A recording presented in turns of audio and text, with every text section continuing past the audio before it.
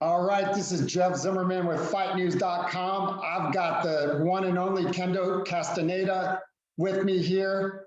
18-5, 9 knockouts. Got a big fight coming up August 5th in Plant City, Florida against, what's his name, Joseph Fernandez. Yeah, what's his name? Who is that? Get him out of here. I'm going to get him out of here, erase him from this boxing planet. It is the last chance tournament.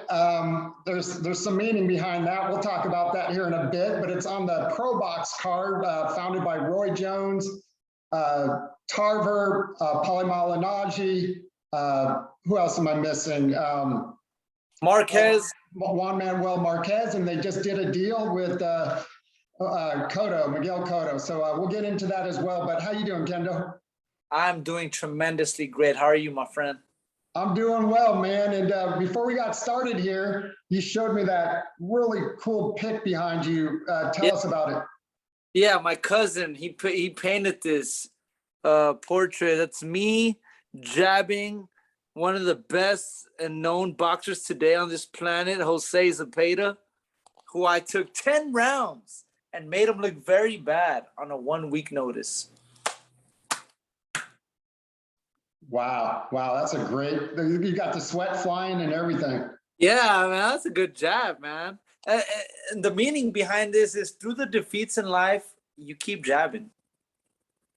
I haven't heard that. That's a great saying. Yeah. There's so many metaphors for boxing, but that is one I've never heard. Yeah. So let's talk about it, man. You grew up in the family business, which is boxing. Brothers fought. I think your mom's brother fought, or your mom's, right? Yeah, my mom's dad and my mom's oldest brother. Talk about it. Talk about just growing up in the boxing business. You're out of San Antonio, which is a fight city. Yeah. My grandfather, so he was a boxer out of Mexico, Palau, Coahuila, Mexico, and he was a boxer, very well known locally over there. And then my uncle, which is his oldest son, he started boxing too. And he had like 4 pro fights, but he was mainly like a sparring partner for he was a big sparring partner for Jesse James Leija when Leija was champion. And wow. He was just boxing. And then my 2 older brothers, I got 2 older brothers. One, Felipe Encioso Castaneda. That's my oldest brother. He doesn't box no more.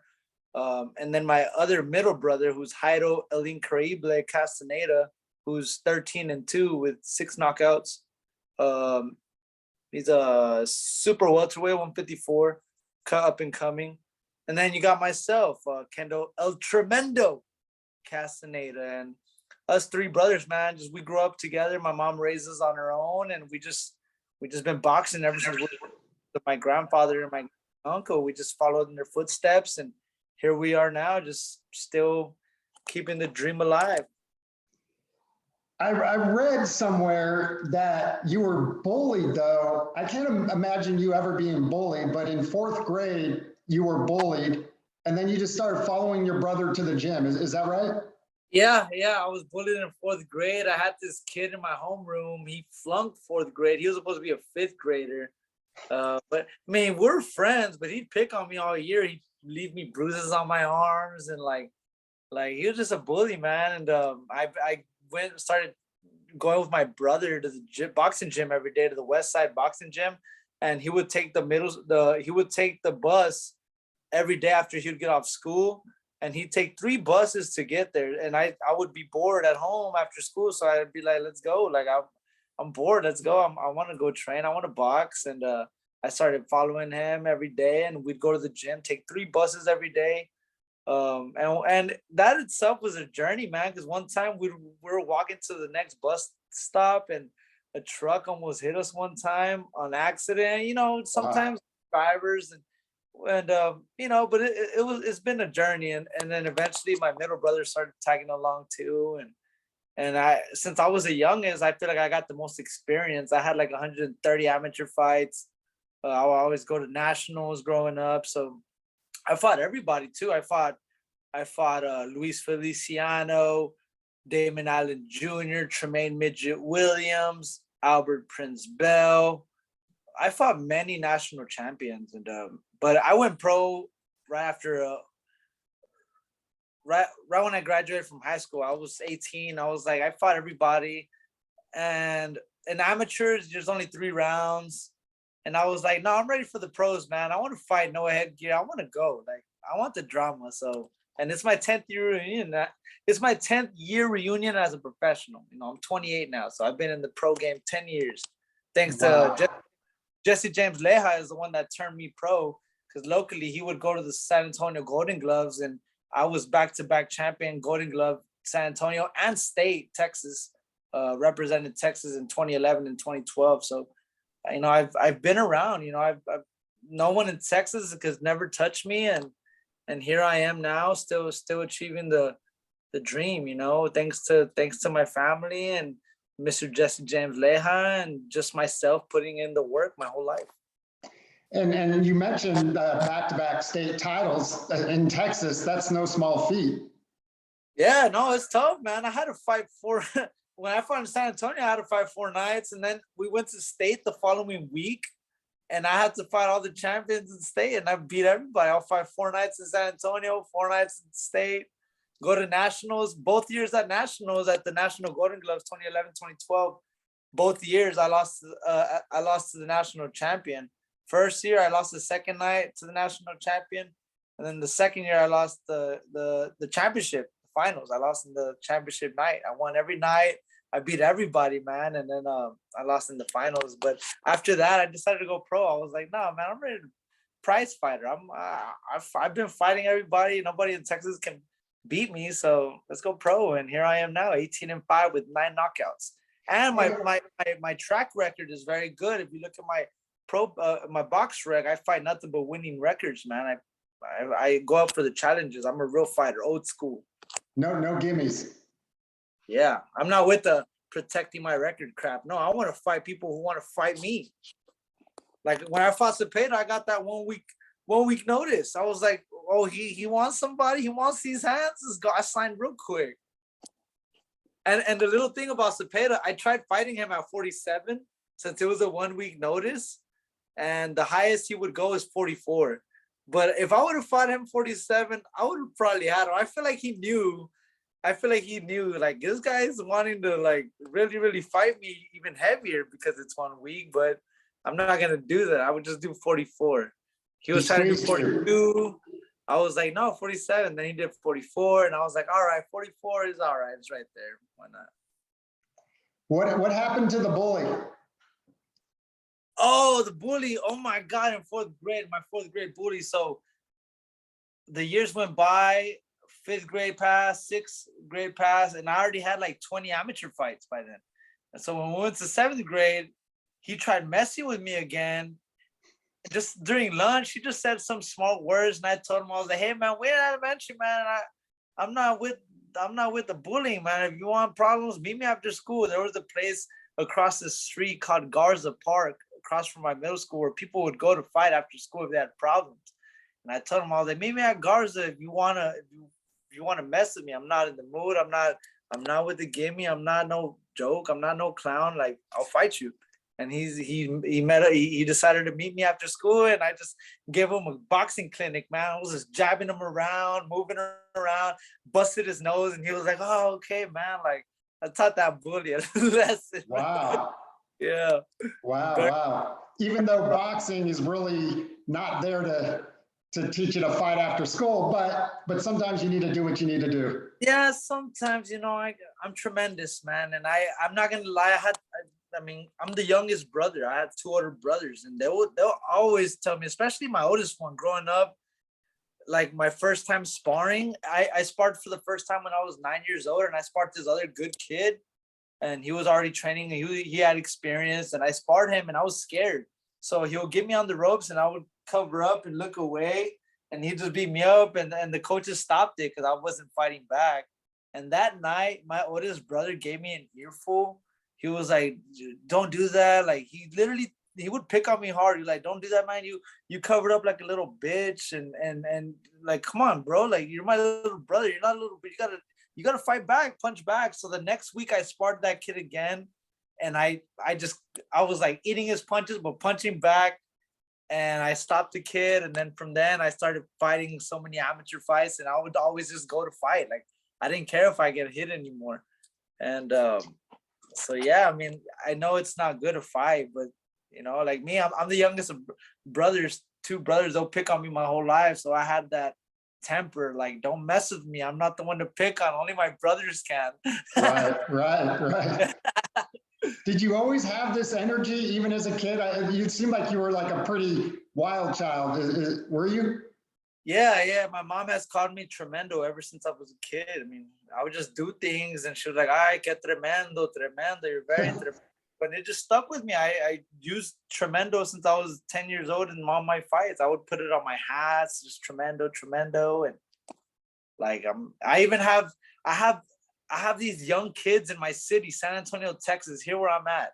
I have these young kids, these young boys calling themselves that now. Tremendo, man. They're fighting these amateur fights, winning these junior Olympics. And I have these little tremendous fighters all over my city now coming up, and the future is going to have many tremendos to come by. Let me tell you that. That's awesome. That is awesome. You mentioned Jesse James Leija, obviously former world champion, had a hell of a career. Your mom's brother, Manolo, is it Manolo? Yeah, Manolo was his sparring partner. Yeah, he was Jesse James' sparring, one of his main sparring partners when he was a champion. And my uncle was not. He was just a boxer, old school kind of guy. But he was Jesse James liked to use him because he was Mexican, old school, but he only had like 4 pro fights. But he was just it's in our blood, man. We're good. We're solid warriors. Now let me ask you, man, San Antonio, like we talked about, huge fight town. You got 2 young brothers that older. I'm the youngest. No, I'm talking about just in San Antonio. You got 2 brothers on the scene right now, Bam Rodriquez and Joshua Franco, who are making their mark. How excited and proud of you are you of them? Oh man, I'm so proud of them. I've known them since it's crazy because we all grew up together. We all grew up in the same boxing gym, in San Fernando boxing gym downtown San Antonio. At once, we were all in one gym. We were all just kids, and to see them. Now they're world champions. They're the stars of boxing. I'm like so proud of them, and I'm like, yeah, that's what we do here in San Antonio. We have that fire, We're like Rocky Balboas. There's a whole bunch of Rocky Balboas in San Antonio up and coming, man. And it's so much boxing is coming to the city too. It's a very, very warrior type of city. Many great. And Bam, as you know, is being talked about as one of the best pound for pound, maybe fighter of the year. He is perfect. I love the way he fights. He is absolutely just these guys, these brothers, man, they live, breathe boxing. That's all they do. They're in the gym every day, always training. That's all they do. And I'm like them. I'm very much like them. I'm always in the boxing gym. I don't believe in I'm not a strength and conditioning kind of guy. I don't lift weights. I gotta throw punches. I gotta throw punches and work on my combos, work on what's gonna happen when it happens. And I feel like that's why we have those kind of old school styles. So we're in the boxing gym doing boxing, not this strength stuff, Right. And I'm here with Kendo Castaneda, Jeff Zimmerman, FightNews.com. And you were 17-0 at one time. And then you took a little slide. I know you didn't fight any gimmies, but what do you think happened, over those fights? I just, if you pay attention to those fights, I had different teams every time. I had a different corner every time. I feel like, too many people, like I was undefeated I was doing great things, and many people wanted to be a part of that, and I had too many voices in my head. So like I said, if you look back at those fights, I had a different corner every fight. And now when I came back to Frederickson, I'm back with my day one trainers that I had my whole amateur boxing career with. I'm with Ronnie Cantu. He's my age, but we grew up boxing together. His grandpa was the one that took us around my whole childhood to nationals. And he's in my corner now. And then I'm also with Jesse James Leija. Jesse James is the one that turned me pro from the jump. And I'm with these guys every single day, and I got myself back. You know, like they say, if you're not good at home, you're not gonna be good in the ring. I'm good at home now, and I'm with my close circle, and I feel like maybe that has something to do with it. You know, I had too many voices in my head, and now I have the old school voice back in my head to just do what I do, and that's box and listen to the greats that have done it. Now you mentioned Sonny Fredrickson, first round knockout in the ProBox series back in May. What's the mentality after you knock out a guy in the first round and then you get ready for another camp? I mean, does it change when you're barely in the ring for a round? No, man. It just stays the same. I just stayed in the gym. You know, I didn't take time off because it was too fast of a fight. But no, my mentality is still the same. I'm old school, man. I want to fight. Like, I want to fight everybody. Like, sometimes I have problems like myself. I want to fight everybody. Like, I'm at work in the mornings at FedEx, and I'm giving these managers at work these fighting vibes. Like, don't get in my face. I've been here many years. Don't continuously tell me to do this and do that. And they'll leave me alone. They're like, leave Kendo alone, man. Like, he will pop off. But no, my mentality is the same. I feel like I'm just training, doing what I do, going through the mids, going through the basics of boxing every single day. And I just look forward to, you know, letting Fernandez know that he don't belong in my level. You know, I plan on getting him out of there. I don't see him going 10 with me. This will be my 7th 10-round fight. My 7th 10-round fight. I'm old school, man. I'm a 12, 15-round fighter. I'm from those days. Muhammad Ali, Sugar Ray Robinson. I'm always in the gym. I'm always bouncing around. I have so much energy I can burn off for hours. And my mentality is killer mode, man. I'm here to fight. I want to let anybody who thinks they can beat me, I want to let them know they're wrong, or that they're gonna have trouble trying to do so. What challenges? Fernandez has been in camp working with like Keith, one-time Thurman, former champ, obviously. But what challenges does a guy like him pose to you? I don't see no challenges. I've been in there with way better lefties than him. Look at this guy, Zepeda, man. He's like the best lefty right now. It took him 10 rounds. I beat him like 4 rounds in the fight. If you look at it. I don't see nothing special about Fernandez. I'm sure Zepeda is way faster, way stronger. I'll give Zepeda that. He can crack. I don't really see nothing special about Fernandez. And I'm a warrior, and I can just tell through a warrior's mind. Like, if I could talk to Keith one-time Thurman, I don't know the guy, but I bet you if I talk to him, and if I'm real with him, like, hey, did Fernandez put hands on you? Did he beat the shit out of you? I bet you Keith one-time Thurman will say, hell no, I was taking it easy on him. I bet you Keith one-time Thurman don't even try. He probably just, just giving Fernandez the boost of confidence. But I bet you if one time wants to knock him out, he'll knock him out. And I plan on doing what one time will do. Like, what did I do to Fredrickson? It was one time. I put the one time, and I plan to do it again.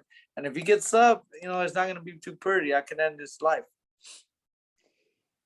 I'm here again with Kendo Castaneda, confident going into his fight on August 5th in Plant City, Florida, on the ProBox card, Roy Jones. I was talking to Roy this past weekend. I'm heated, bro. All these interviews are making me want to fight right now. What is it like, though, being on a card, with Roy Jones was so excited about this ProBox series he started. How cool is it to be on a card like a legend of Roy Jones' stature? Oh, man, it's so cool to be around all those guys. Juan Manuel Marquez, Malignaggi, Tarver.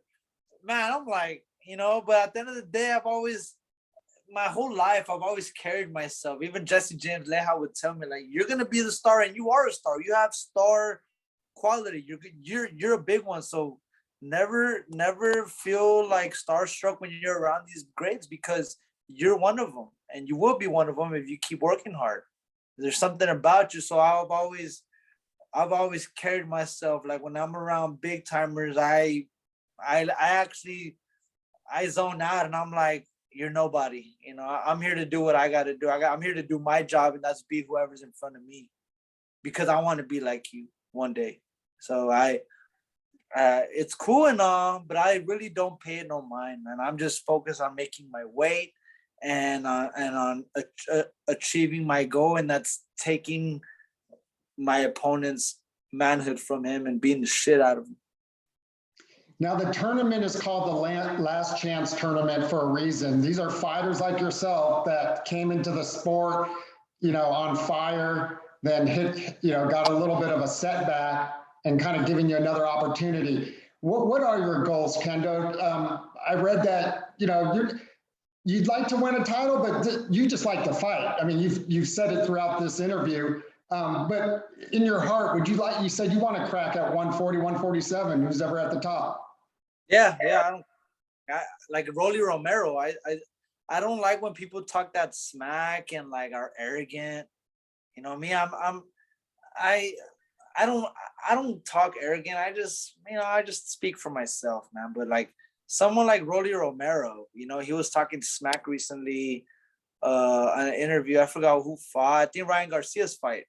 And he was talking about how 35, he's done with the 35 pounders, at that 140 pounder, that there's no names there, that he's going to go to 147, that he wants to fight Earl Spence. I was like, dude, this guy, like, I like Rolly Romero and all, he can fight and all that, but I'm like, you talk very arrogant. Like, you think you're all that, bro. Like, relax, be humble. And with that being said, like, I don't mind winning this tournament. Like, to me, this last chance is no last chance for me. I'm like, whatever happens. I plan on being I want to fight all of them. Like, I'll fight all of these guys. Fernandez, Dutchover, Moran. I'll fight everybody who was in this tournament back to back. I don't care. And I promise you, I'll probably beat the shit out of them. But after this tournament, if Rolly Romero still feels like he's all like big time like that, and 47, that 140 don't got no names, like, I'll go to 47 and I'll bust his ass. Like, I'll fight him. Like, I'll give him the drama, because I see that he's a very dramatic guy, and so am I, but I'm not all arrogant and ignorant. I'm like, nah, let's do it for real. And after this tournament, what's up, Rolly Romero? If you want to crack at 147, I'll give you the hands on 147, boy. You know what I'm talking about? We'll wrap it up here in a second. I got to ask you, you're a Texas boy. You mentioned Errol Spence Jr. Everybody's waiting for the undisputed fight at 147 against Terence Bud Crawford. Who do you got and why, Kendo? Man, that's a tough one. You know what? That fight, of course I'm rooting for Errol Spence, Texas, but like, intelligently speaking, I don't know. It's like a fight that has to happen for me to just see what happens, because Crawford, he's a great boxer. You know what? I might edge Errol Spence, because Errol Spence is bigger, stronger, and he's fought many big 47s. And Crawford came up, and if I'm mistaken, Crawford was rocked by Gamboa. He almost, got dropped by Gamboa, and Gamboa is not a 47. And, but, Crawford's very technical, but I will edge with Errol Spence, just being the bigger guy. He's a Texas boy, and he's going to come with the heat, man. He's going to bring a fight. And I don't know if Terence Bud Crawford would be able to withstand that type of fight for 12 rounds. So I don't know. It's one I got to see. Hopefully it happens. You and everybody else is hoping for that fight. Well, like I said, I'm here with one of San Antonio's finest, Kendo Castaneda. He's fighting on August 5th, Friday night, on the ProBox TV series. It's a great new series led by Roy Jones, Juan Manuel Marquez, Antonio Tarver, Paulie Malignaggi. and he's looking to put on a show. This is not his last chance. He's fighting Joseph Fernandez, and you don't want to miss him. He's ready to get things going and get a crack at the title. Let's get ready to rumble. Or I got another one. Let's get this party started. Kendo, thanks so much, man. I appreciate it. And good luck August 5th. Thank you, man. Appreciate you. God bless, my brother. I'll see you August 5th. Thank you.